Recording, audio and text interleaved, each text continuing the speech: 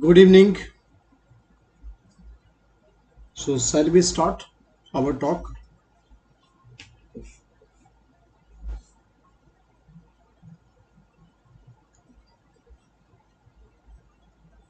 So, we have a answer writing session and discussion of some of the important questions that usually we see in the examination.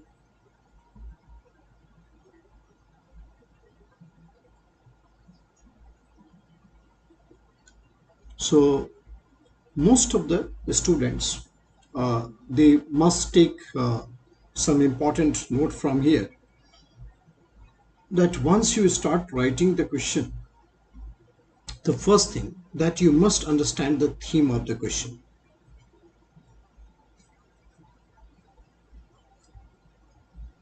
So it's always advisable at least you read twice before you understand the question properly. Even though you understand, you repeat the question again and find out some of the important high points in the question. That is very important. This is called key points.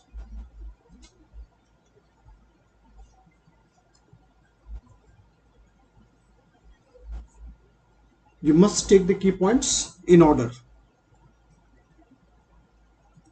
and that must be in the theme of the answer. And second important point is that when you write the introduction, don't try to profess some futuristic points here, but try to create the atmosphere in which you can introducing the question. So there must be some reflection of key points and what actually you are going to write.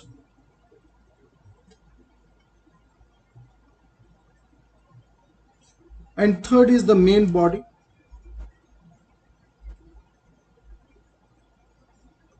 Main body would be accordingly, either it is evaluate or describe or discuss, or sometimes you can see in the modality critically examine. So accordingly, you must choose the pros and cons, and then your support to either you are talking in the pros or the cons, or your support to the either must be supported by evidence, must be having the evidence, right? Main thing. And then fourth is when you conclude, try to create the impact. What changes you observe in the future because of this thing, right? So conclusion must be the futuristic or prophecy or something related to the current affairs also, if at all it is going to be touched. So these are the things you have to make in. Four important points you always keep in writing. And no, the students normally say how to write the answer. I always prefer to say that self-evaluation is the best method. Self-evaluation means you understand the topic, you have the question related to that topic, and you try to write the question. Probably you may not able to write all the points. Suppose there are expected 7 points in this question that is likely to be covered, and you are able to manage only 2-3 points in the first attempt of writing. So you finish your utmost effort. Suppose 10 minutes, suppose there is a question, right timing is 10 minutes. Use your 10 minutes and find out the many points here. And suppose you are able to find only 2-3 points. Then you open the notebook and then understand that what was the things which you have forgotten, which you have left, and thereafter put everything here again in the chronological order. That order has to be maintained, and that order has to be calculated. Okay, so 7 points you have to keep in mind. And then again, after looking the notes and then again writing for the 10 minutes, you may able to write all the points together. So this method is the best method to objectify your all the needs of answer writing. Okay, so let's start. I have brought some questions for you people with all these things in discussion. So let's talk about.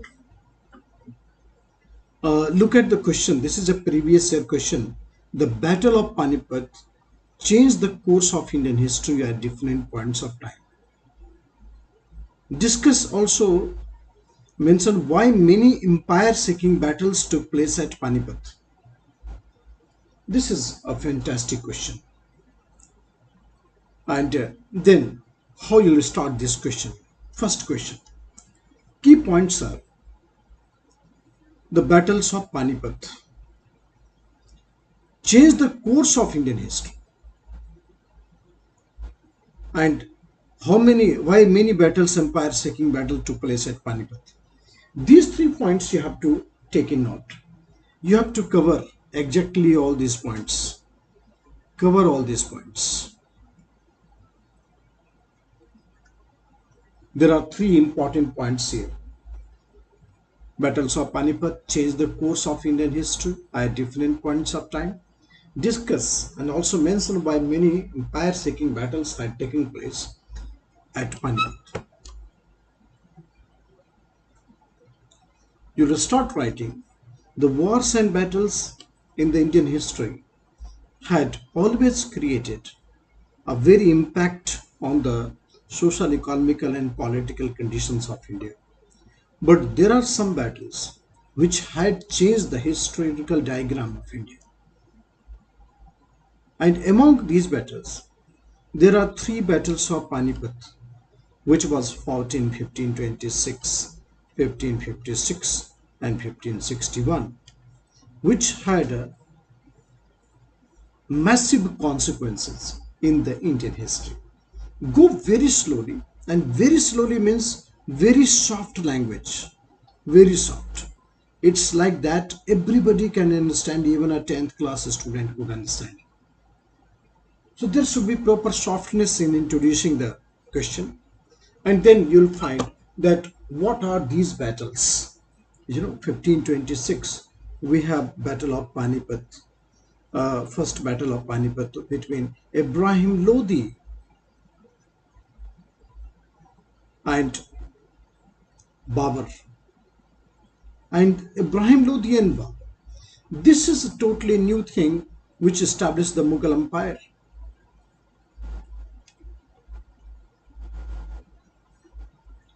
Mughal Empire, which was quite different from Delhi Sultanate, and not only in terms of administrative innovations, but in terms of the beginning of composite culture.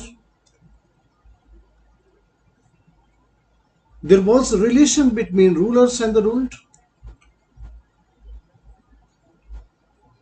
There was a process of Indianization of Islam.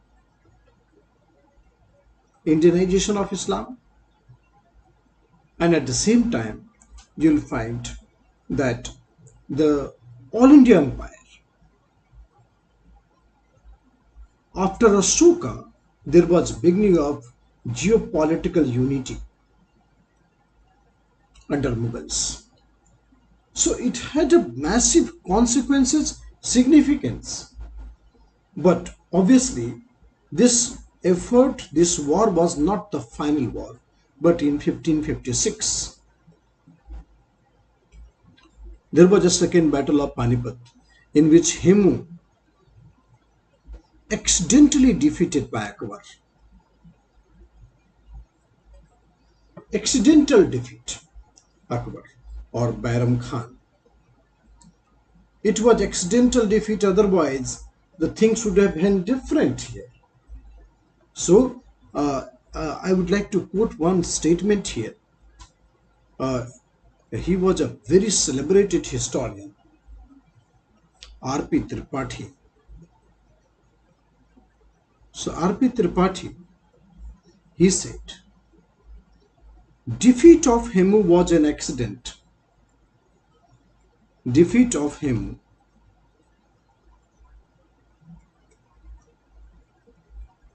was an accident,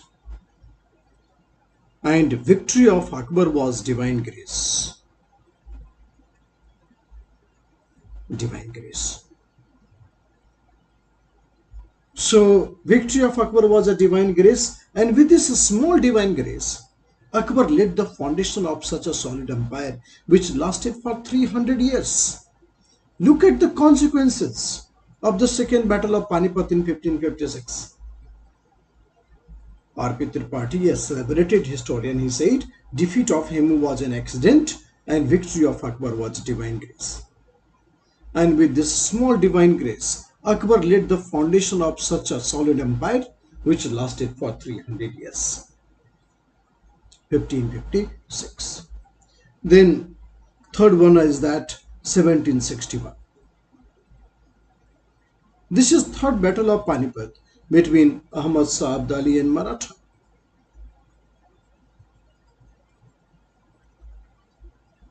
You have to write here very clearly that by the time 1761, Maratha was the strongest successor of Mughal.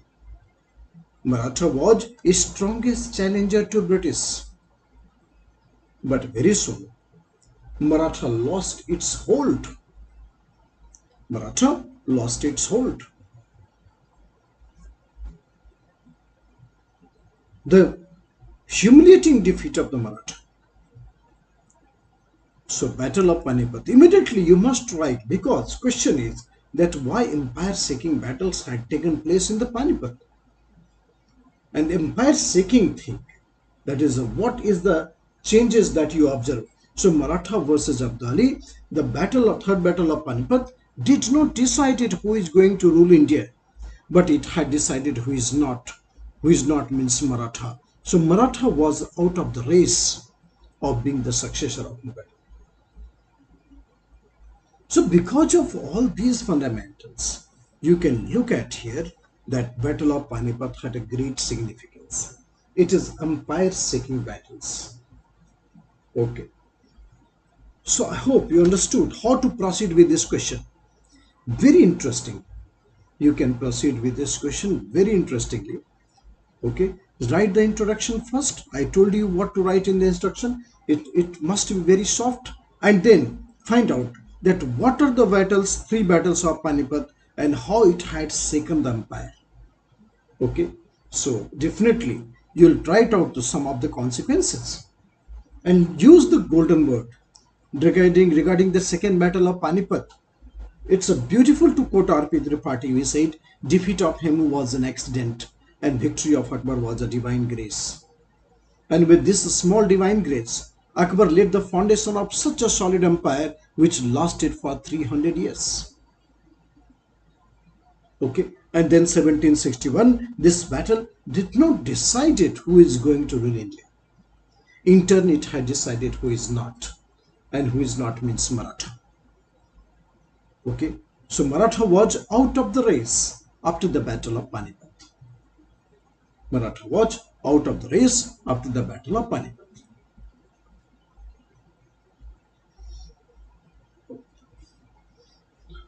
Okay, fine.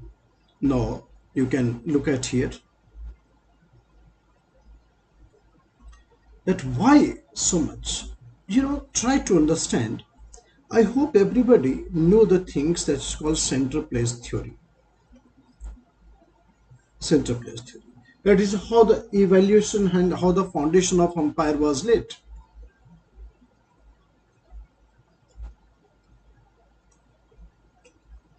Foundation of empire was laid. Okay. So empire, we have the center, we have the core,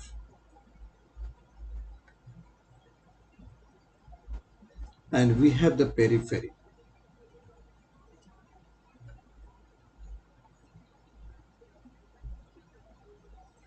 Center, core, periphery. So there was a maximum defense at center,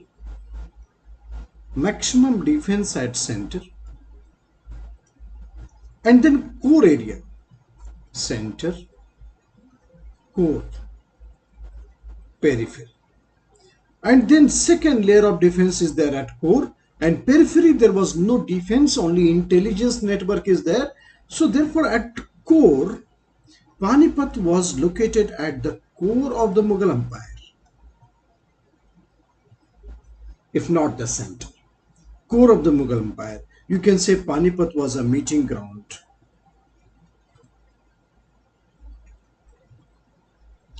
between defenders and the invaders.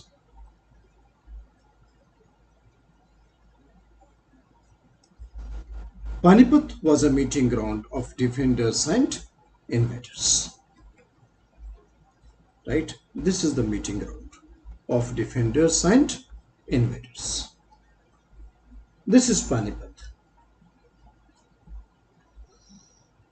Maximum defense at center and then at core.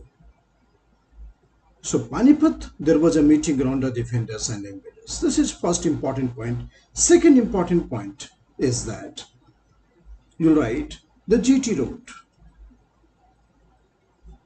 which was connecting Panipat with the entire northern and northeastern India. GT road. This was a connecting Panipat with entire northern and northeastern India. So this is Panipat.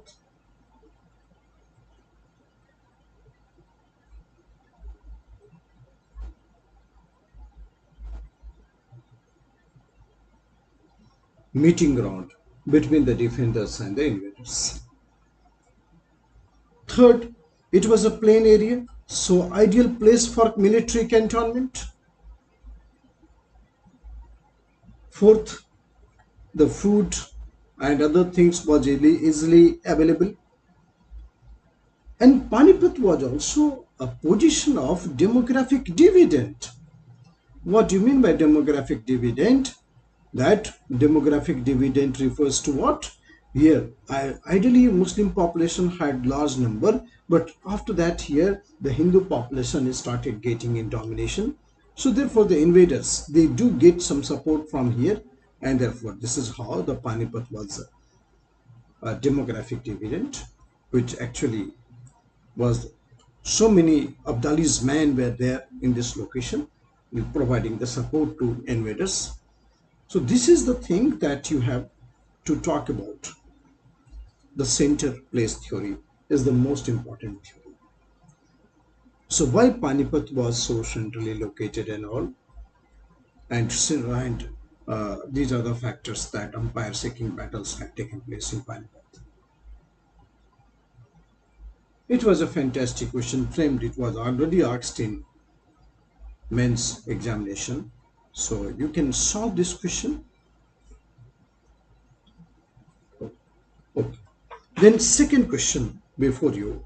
Look at the second question. The revolt of 1857 was first war of Indian independence, critically evaluate. Recently means 2-3 years back, I think, when Minister of Education Prakash Javadekar said that the Paika revolt should be considered as the first war of Indian independence. Paika revolt of Orissa. Then controversy and debate for this is always there. You know, in introduction part, you have to write a very straight word. What you observe about the revolt of 1857. Definitely it's very significant because it's sometimes considered as the first war of Indian independence. You'll start writing the first paragraph, a very bold sentence and very universal paragraph is there for the question related to the revolt of 1857. The first paragraph said, ever since British East India Company transformed into political power, There were series of smaller, bigger, and revolts were there. Series of smaller and the bigger revolts were there. Sometimes tribal, sometimes peasant, sometimes civil population, right? Sometimes others also revolted. Also revolted. Right? So tribal revolt, peasant revolt, civil revolt, military also revolted. But in 1857, the intensity of the revolt was so high that it shook the backbone of company's rule in India. It shook the backbone of company's rule in India. Company was about to lose its position. And of course, it exposed the weakness.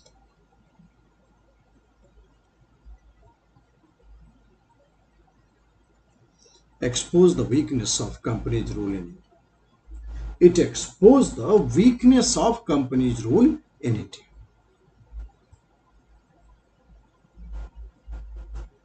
Right? So first paragraph you'll write this. It exposed the weakness of company's rule in India. Company had lost all its control. But at the same time, British government could not afford to lose India at any cost. British government could not afford to lose India at any cost. Okay. So therefore, the British government removed company from administrative responsibilities, and British government had taken the direct control over the administration of India. British government had taken the direct control.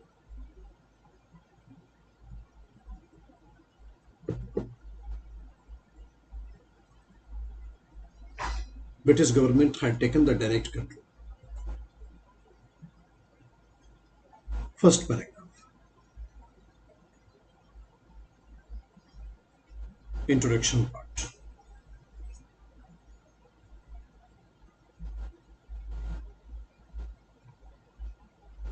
Introduction part. Okay.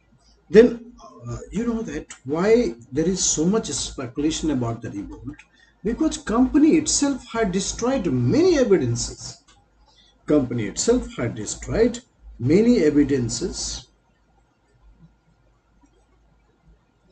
and then subsequently the only historians are keep on guessing. There are many Indian historians, there are many British historians.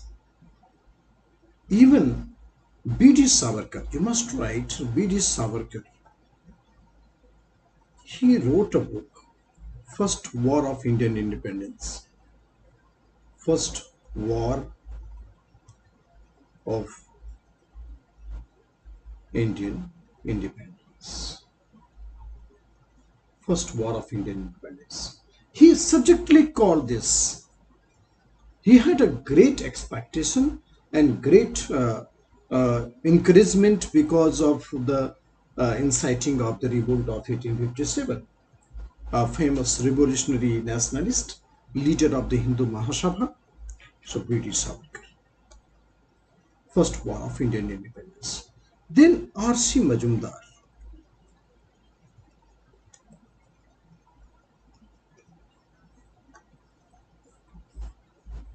Neither first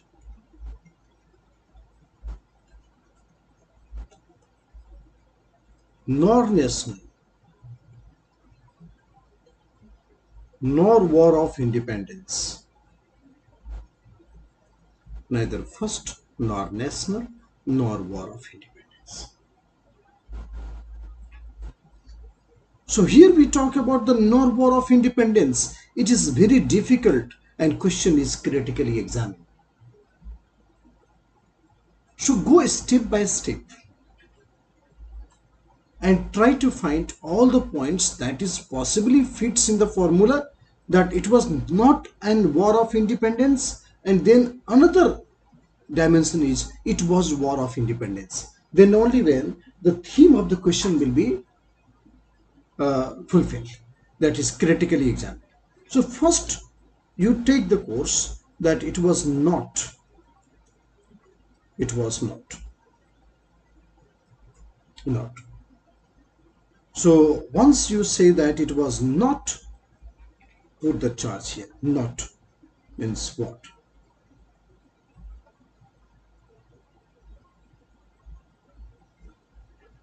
Before the revolt of 1857,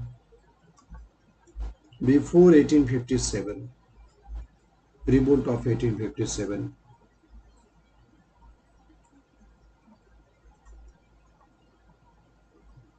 1857, India was not a nation. It was divided. Geographical explanation. Divided geographical expression. India was not a nation, but it was divided geographical expression. There were many geographical entity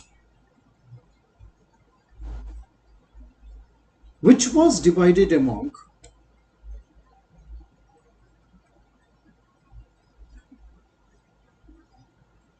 different states.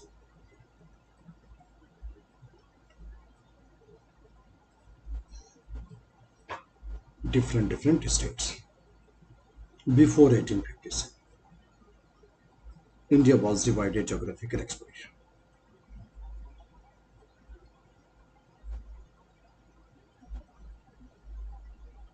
Secondly, Britain was not ruling over India, but a private organization of England. Britain was not ruling over India, but a private organization. Private organization. So India was not ruled by any foreign countries, but a private organization had taken the economic control. A private organization had taken the economic control, and therefore this private organization, that is East India Company, was exploiting Indians with the help of Indian collaborators. Right? It's not only the company, but company was exploiting Indians with the help of Indian collaborators. Indian collaborators. Right? This is a private organization of England, and company was exploiting Indians with the help of Indian collaborators. You can also see that revolt was not only directed against the company, but their Indian collaborators as well. So obviously, it was clash between exploiters and exploited.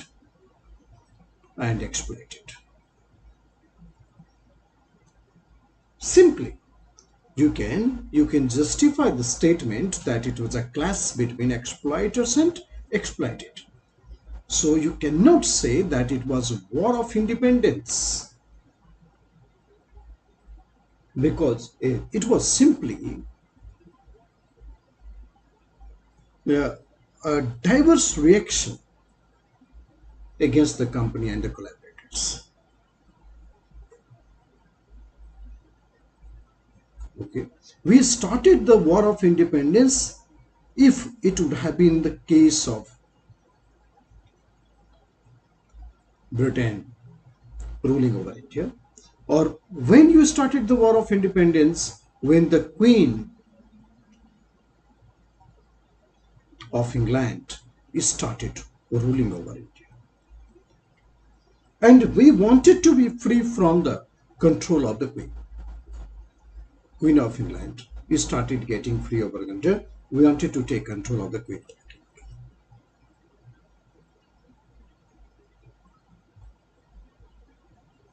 This is the fundamental thing.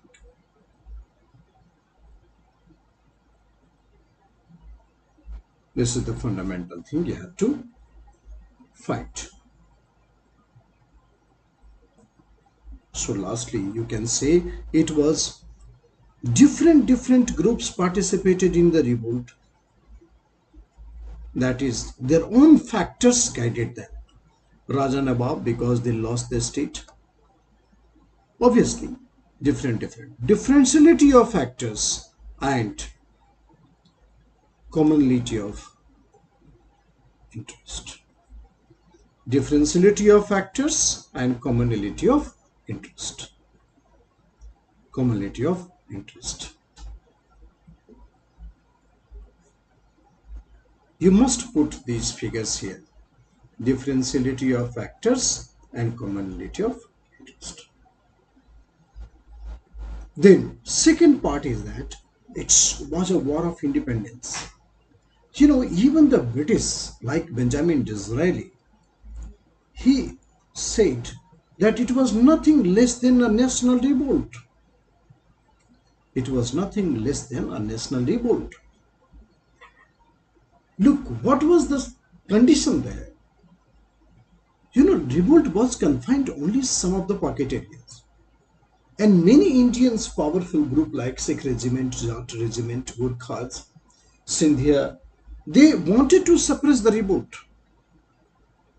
But according to historian, first time there was collective consciousness developed among the Indians. First time there was collective consciousness developed among the Indians.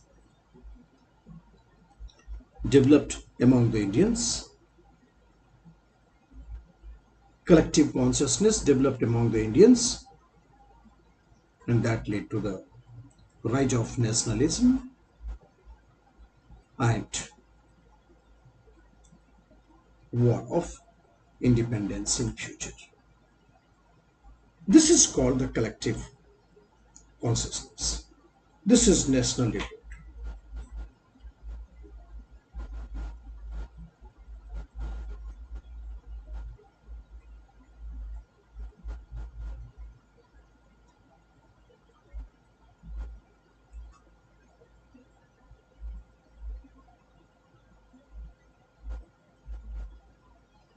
Okay, so these are the things you have to keep here on record.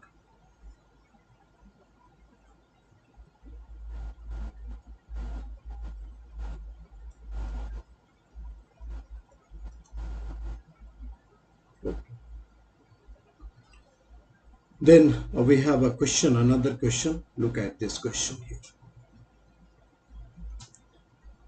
Women issue was core issue during the 19th century Renaissance.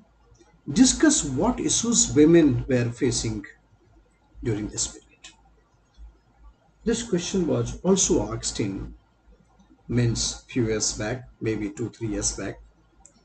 So definitely societal reform is very much deeply associated with the women reform, and out of the many communities that had faced oppressive system, women was also among them, and there were many social evils were present in Indian society since thousands of years, and that is the reason why the most of the groups of the 19th century, individual social reformers, are at the organizational level, they started taking the issue of women at very high priority. Right? There were many fundamental issues associated with the women in the 19th century Renaissance. We have issue of tonsure. Tonsure means the widow must shave the head. Superstition, lack of education, Parda system,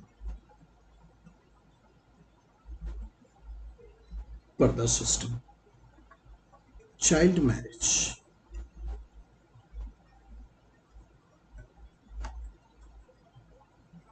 property right of inheritance, right of inheritance, polygamy, dowry, dowry,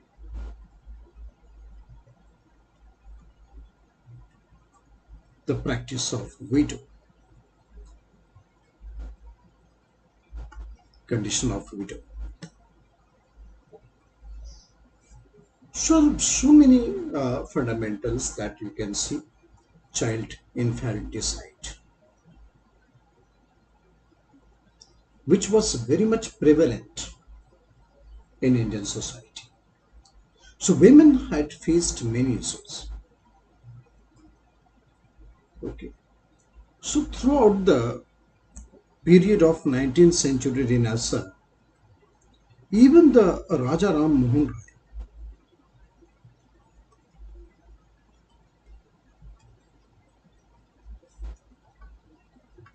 in the beginning as a great social reformer, father of modern India, how vehemently he launched crusade against sati, which is considered as the most inhuman.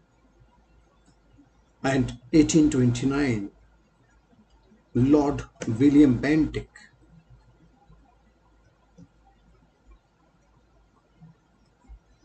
passed Regulation 17 and sati was declared illegal.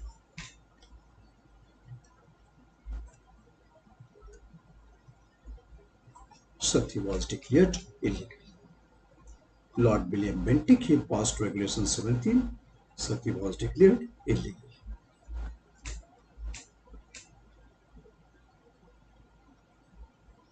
The practice of widow.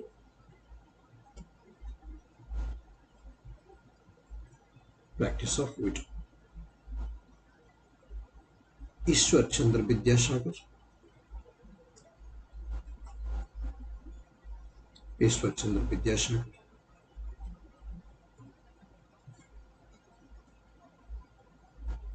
He persuaded Lord Dalhousie to pass the law. And 1856, widow remarriage was allowed.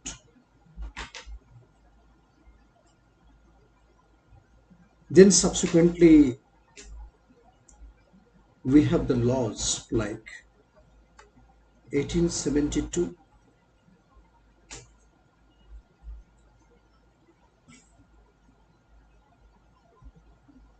1872, Native Marriage Act,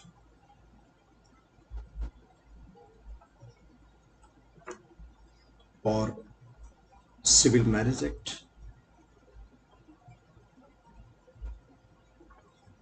Marriageable age for the boys and girls was fixed to 18 and 14. Marriageable age for the boys and girls was fixed to 18 and 14.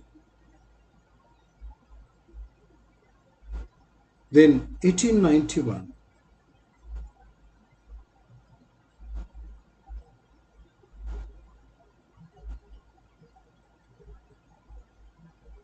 Age of Consent Act. 1891, Age of Consent Act. You might have heard the name Rukma Bai Raut.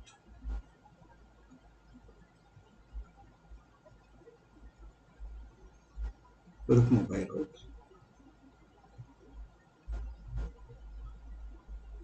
You might have heard the name Rukma Bai Raut. And Behram Ji Malabari. You must write all these things. We have discussed in the class, in fact. And it was much in the news at that time. Although Bal Gangadhar Tilak had opposed this act, it's a gross interference in the India's cultural affair. But even the marriage by consent below the 12 years could not be.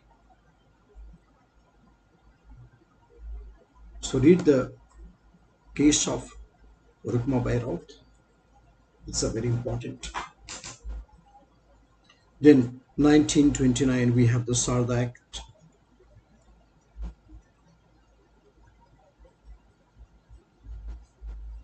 Marriageable age for boys in 18 and 40.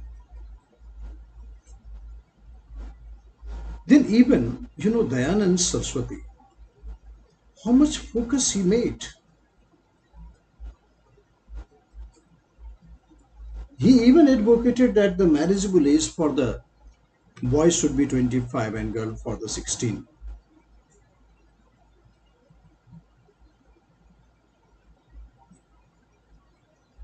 He was against child marriage and all.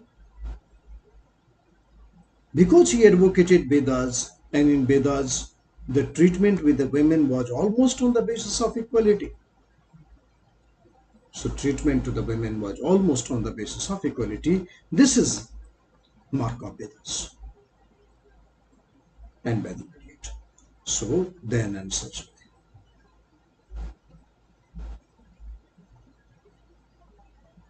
25 and 60. Mark of Vedas.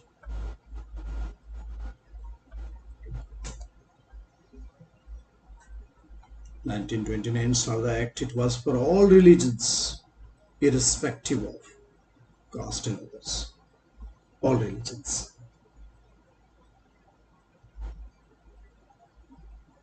So there was plan of social equality, where the women also had the right to receive higher education. Right to receive higher education.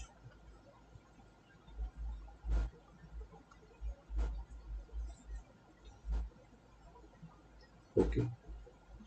Then Jyotiba Phule, Mahatma Jyotiba Phule, one of the greatest reformers, and his wife Savitri Bai Phule.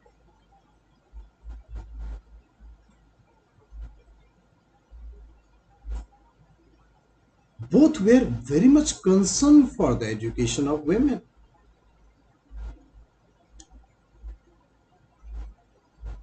Education of women. Both were very much concerned about the education of women.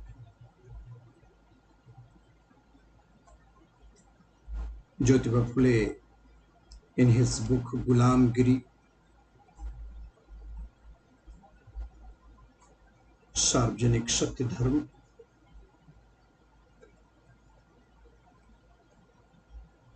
you must take the case of Sir Syed Ahmad Khan.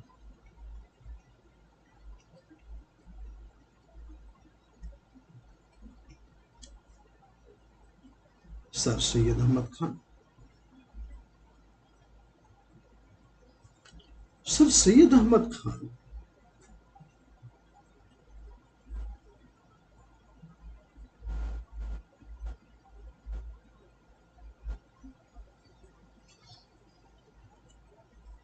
he opposed polygamy, demanded political and economic rights of women, political and economic rights of women, opposed child marriage,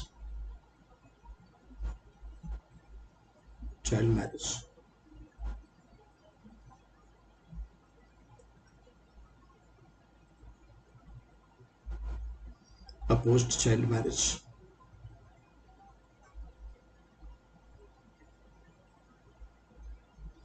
opposed EG divorce, that is triple talaq. He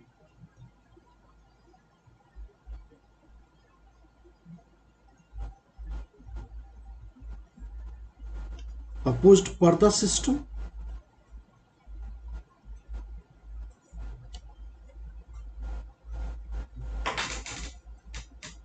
You must mention all these categories, that what are the issues women were facing in 19th century, against whom so much of the crusade had started, and what are the milestones that was taken by individual social reformers. to abolish the problems of women in the Indian society.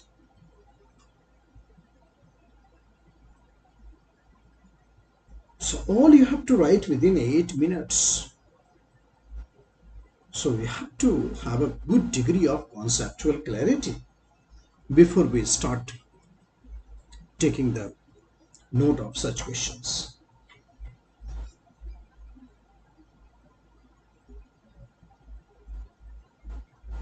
Many names: M.G. Ranade, Hallmark, Pandita Ramabai Saraswati. How much they were concerned for the widow, they established widow ashram. Ishwar Chandra Vidyasagar, he was a principal of Bethune School for the higher education. He helped D.K. Karve in establishment of many schools.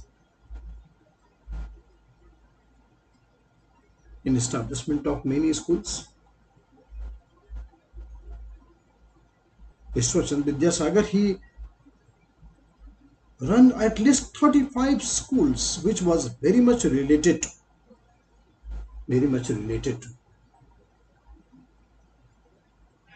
the exceptional benefit that anyone can get here.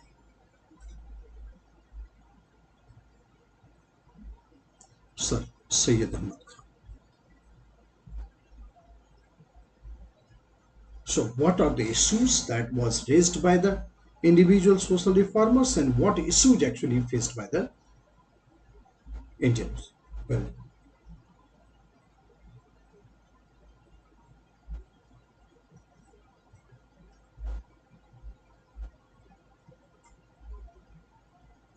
so this is the question that you have to deal here. Some questions I brought for you people. Okay.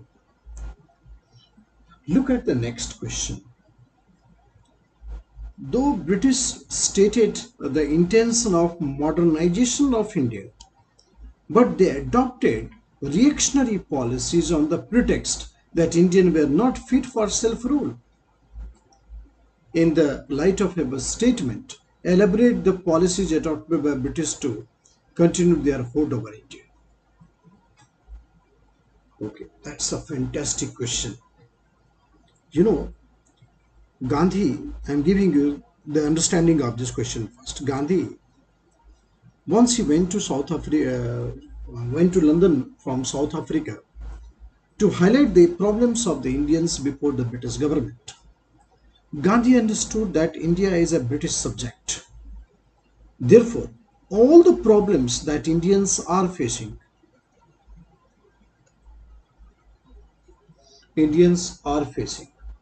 is actually the British has to take care of it. So when Gandhi was coming back, he wrote many editorials for his newspaper Indian Opinion.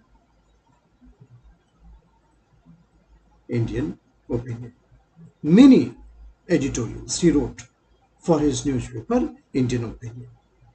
And this Indian Opinion, whatever the articles he wrote, that was published in the form called Hind Swaraj.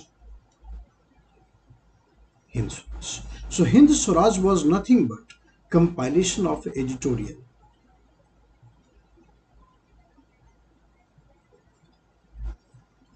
of his newspaper Indian Opinion. Nothing but compilation of editorial of his newspaper Indian Opinion. In this newspaper he said Indians were very much allured by the industrial civilization of the West. Indians were very much allured by industrial civilization of West.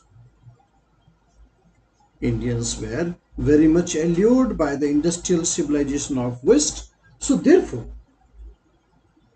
accepted British rule over India. They did not oppose the British rule over India. So Indians were very much allured by industrial civilization of the West, therefore accepted British rule over India. This is the main theme.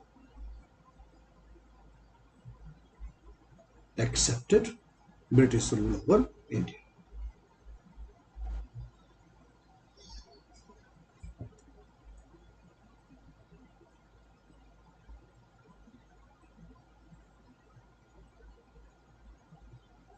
So this is a book named Hindustans.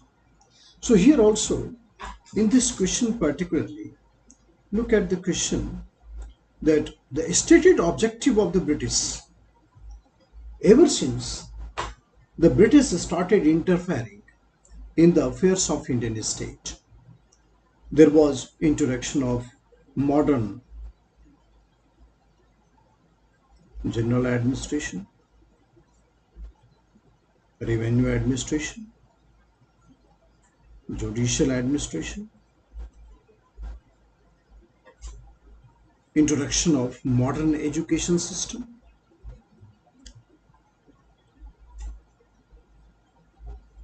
modern education system,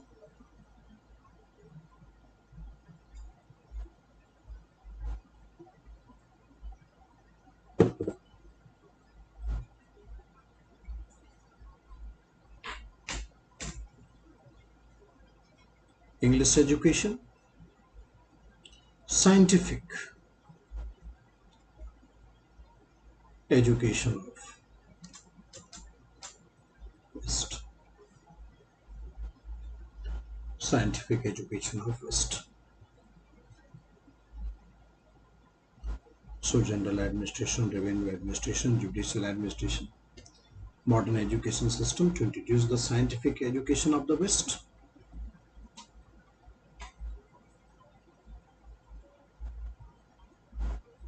Then at the same time,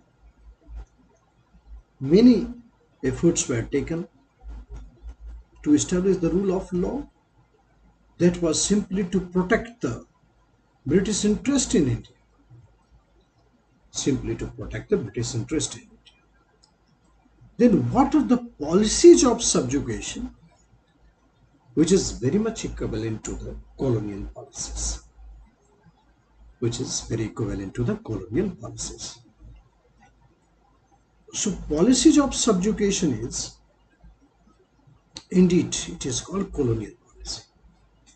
Whatever British did in India, social policy, economic policy, political policy, this combinedly is called colonial policy. Social policy, economic policy, and political policy, this commonly is called colonial policy. So here you will find that the first stage of this policy, 1757 to 1813, this is called policy of mercantilism.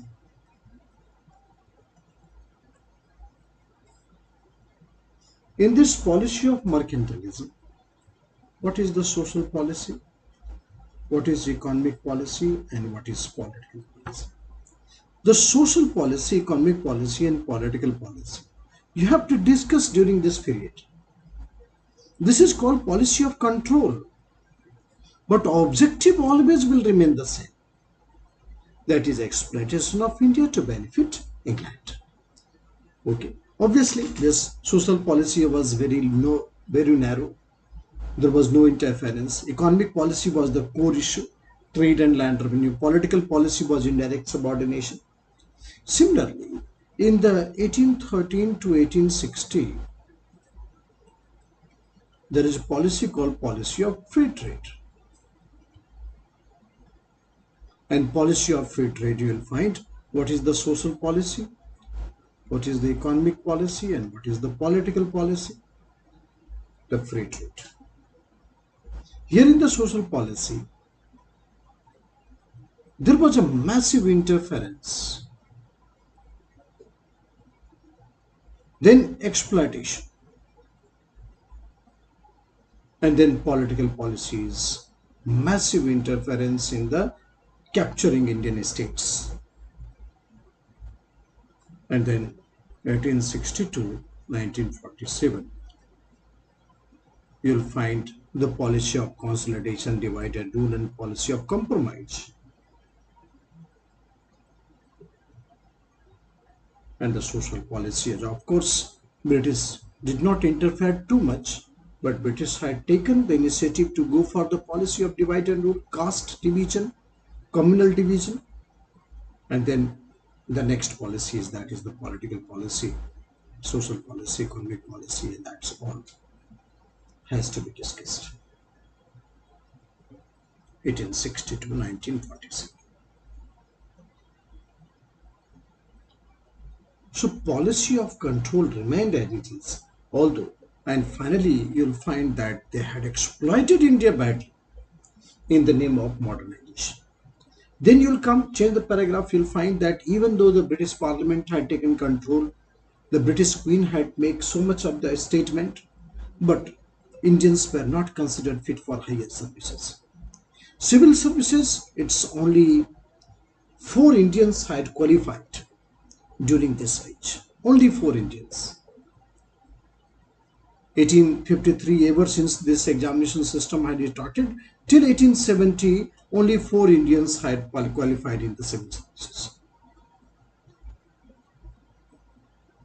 In military, none of the Indians had moved above the rank of Subedar. None of the Indians had moved above the rank of Subedar. This was in continuation of the policy of Macaulay that Indian by nature is corrupt and did not fit for the higher services.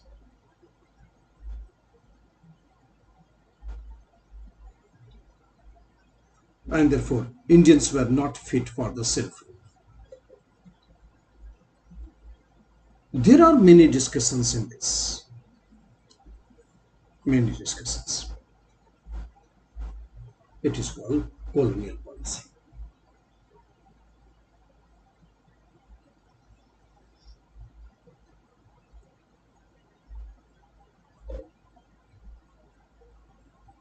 And now the next question is, Third Anglo-Maratha War decisively proved the victory of British over Marathas. What were the main reasons for the defeat of Maratha? It's definitely a very straightforward question.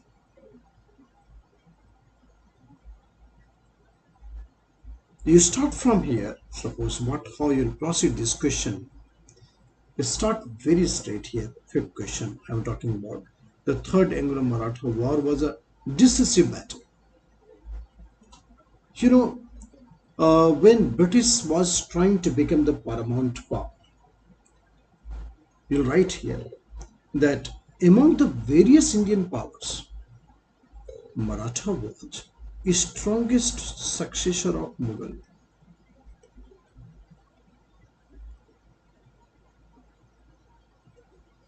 And the strongest challenger to British. Strongest successor of Mughal and strongest challenger to British. So any power had audacity to establish All India Empire, it was in the hands of the Maratha. It was in the hands of the Maratha.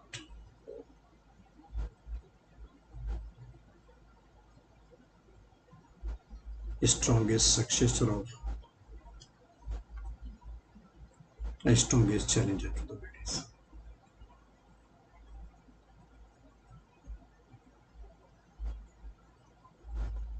But within the 3-4 decades of struggle,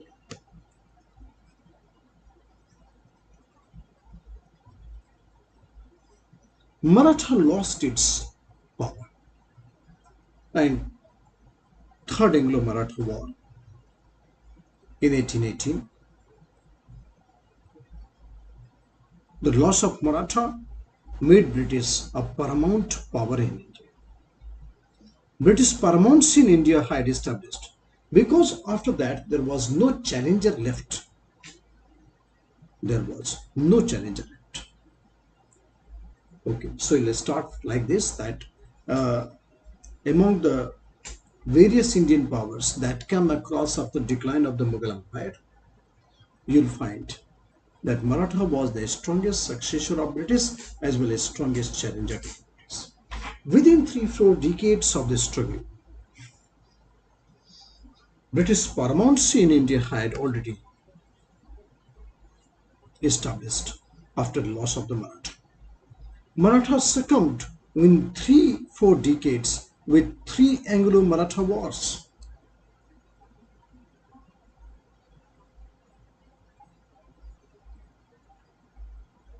So Third Anglo-Maratha War, which was actually fought in the name of suppressing the revolt of Pindaris. And when the Nana Sahab, the Peshwa, adopted son of Bajirao II, had invaded over the Pune residency.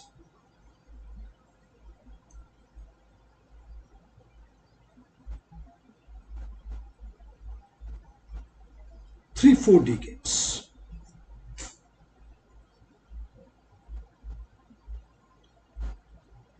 So what factors? The factors is very much on the fingertips. Factors is very simple. Factor is there. The first, internal disunity. Always you will see, and quote some beautiful sentence from here. Internal disunity, like in the Second Anglo-Maratha War, you'll definitely give examples. Second Anglo-Maratha, you'll definitely give some examples. Second Anglo-Maratha War, despite the fact that Maratha did not, but Maratha also had lost their statesmanship.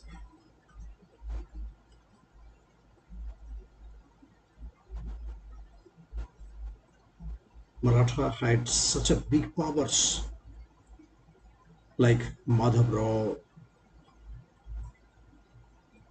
Mahaji Sindhia,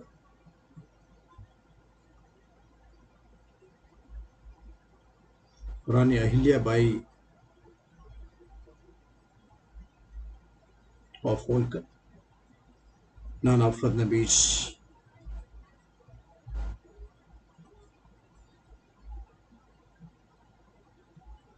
So these are the names which guided the Maratha. But all of them had died by 1800. All of them had died by 1800. Loss of statesmanship. All of them had died by 1800.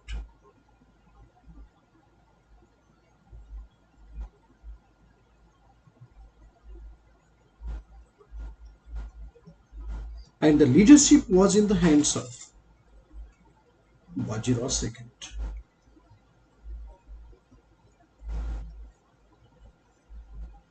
who himself concluded the treaty. Himself, he was involved in conflict within the Marathas. Himself, he was involved in conflict within the Marathas. Bajirao II. And then he went for conclusion of the treaty called Treaty of Salbai, a treaty of Rashid, which accepted the subsidiary alliance treaty and thereby indirectly or directly handed over Empire of India in the hands of the British. Write the complete words. Loss of his statesmanship. Bajirao II, after signing the Treaty of Bassein, had handed over Empire of India in the hands of the British. So loss of his statesmanship. Third point, limited economic base. Limited economic base. Limited economy means Maratha had only Chauth and Sardesh Mukhi.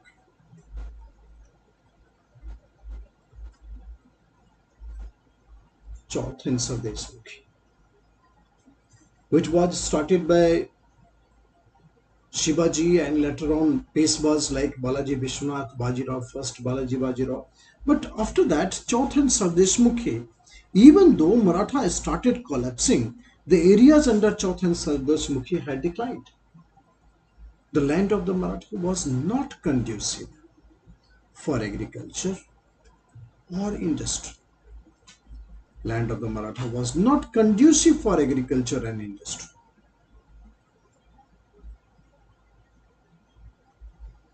Not conducive for agriculture and industry.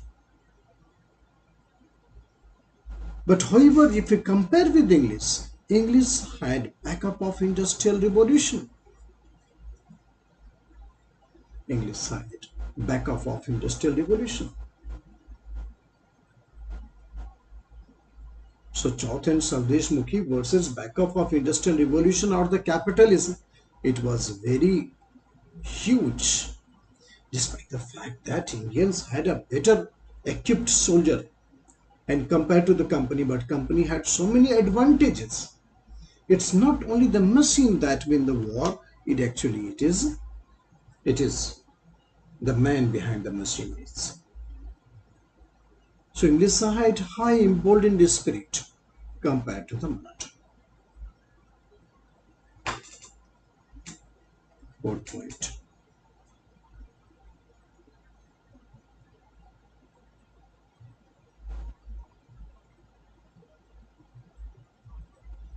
Fourth point is that limited economic base, you understood, South and Southeast looking, industrial revolution, capitalism, all these factors.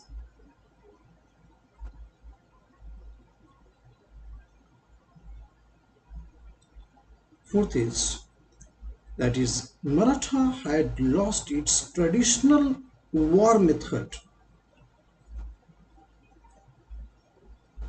that is guerrilla warfare was lost, which was the biggest strength. In fact, Maratha wanted to become all India power. So obviously, Maratha would have to practice in the war in the plain areas, not in the hills or the valleys or the forest.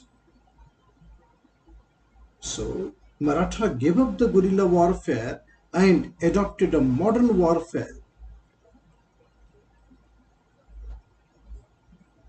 Modern warfare in which English had superiority. Adopted the modern warfare in which English had superiority.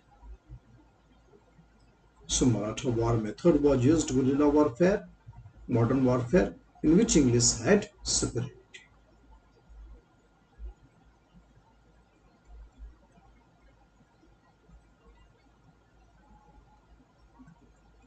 Fifth factor is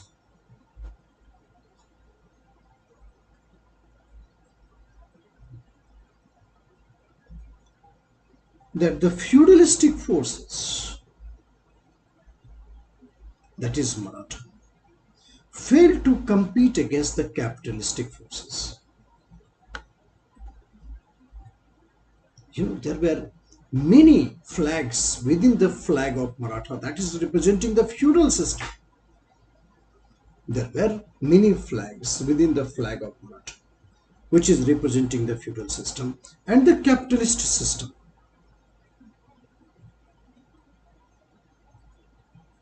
Capitalist system is that there was feeling of nationalism. There was feeling of nationalism. So feudalistic forces failed to compete against the capitalistic forces.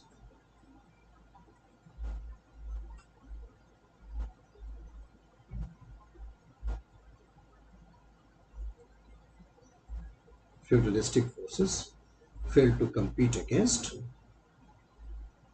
capitalistic forces.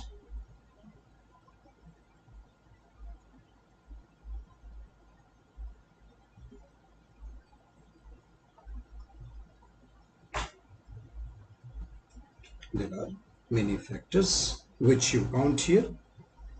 So limited economic base, Maratha, feudalism,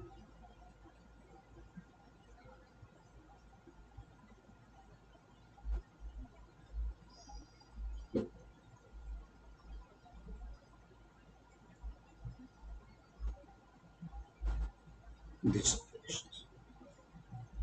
So there were feeling of nationalism among the English.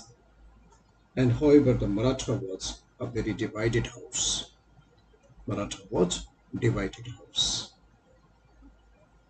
There was feeling of nationalism among the English, and the Maratha was a divided house.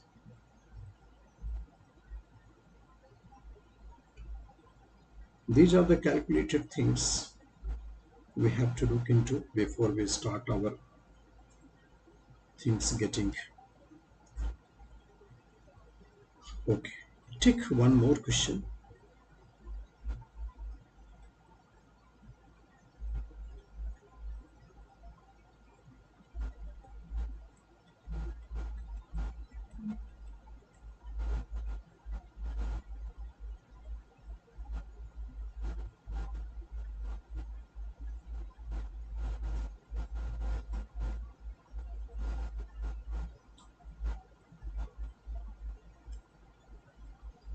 So take one more question here.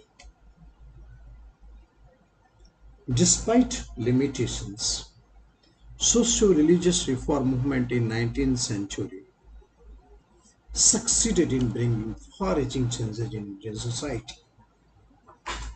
No doubt in this that how to proceed with this question. No doubt in this that in Indian society in the 19th century there are three trains of Indian reform. One is Reformation, second is Revivalism, and third is status quo.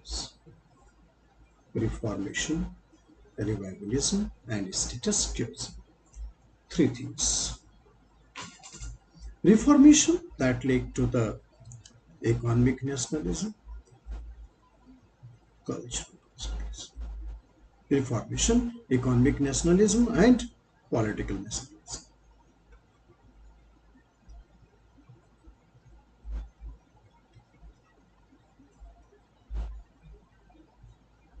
Revivalism is political, economic, and cultural nationalism.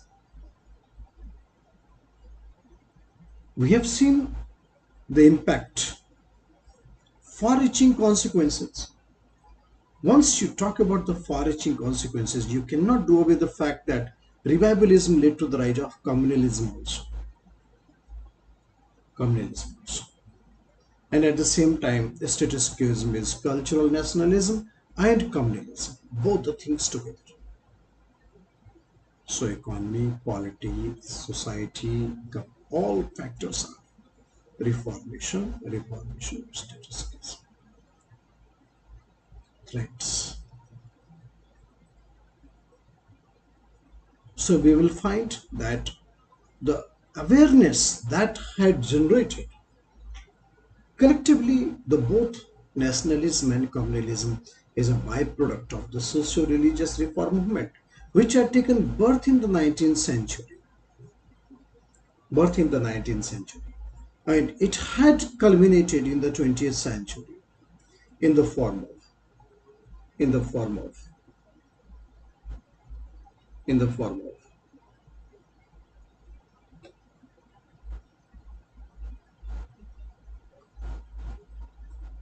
nationalism and communalism. Nationalism resulted in independence of India and communalism resulted in partition of India. Independence of India and communalism resulted in partition of India.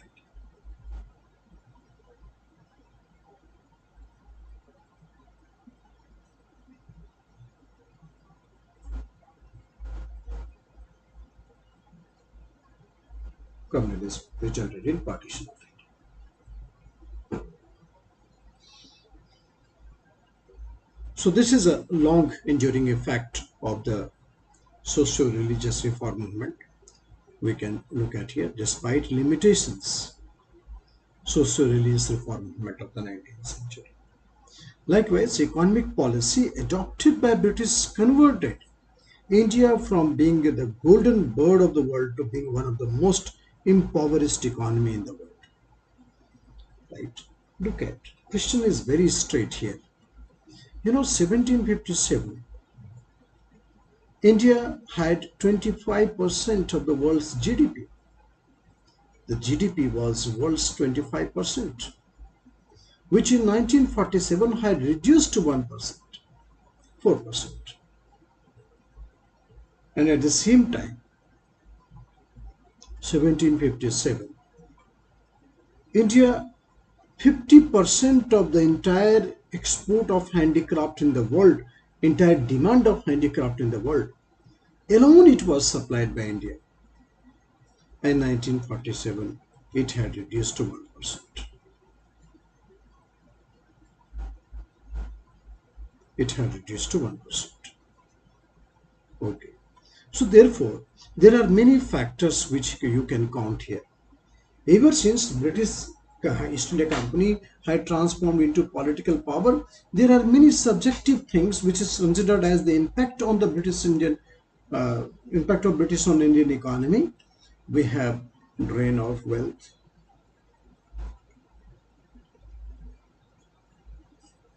write something, discuss what is this. Then commercialization of agriculture, which is a very sad feature of Indian economy. Growth of agriculture labor,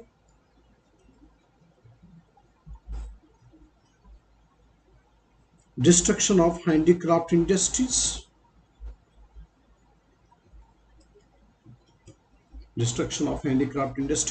and rural indebtedness.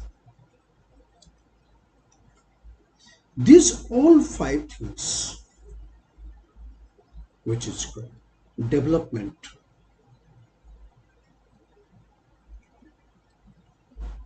of underdevelopment, development of underdevelopment, al vikas ka vikas. Okay, so the golden bird, obviously this data will prove you the things that what is called golden bird. This is called golden bird, and it had reduced to such a drastic level just below that, which is called a bird. So India's beauty of London, prosperity of London was totally based on poverty of India. Totally based on poverty of India. Here, the intensity of the colonialism keep on changing, but objective of colonialism always remained the same, and that is attainment of Swaraj. Objective of the colonialism always remained the same, that is attainment of Swaraj. Okay, so these are the fundamentals that you can draw with. So we will discuss the next level of the questions tomorrow, and all these questions we will talk in the second phase, that is the nationalism and other related fact, tomorrow, before we'll start the next phase of our course also, that is international movement. So that's all for the day, and we'll see you tomorrow. Thank you, sir. Have a good night.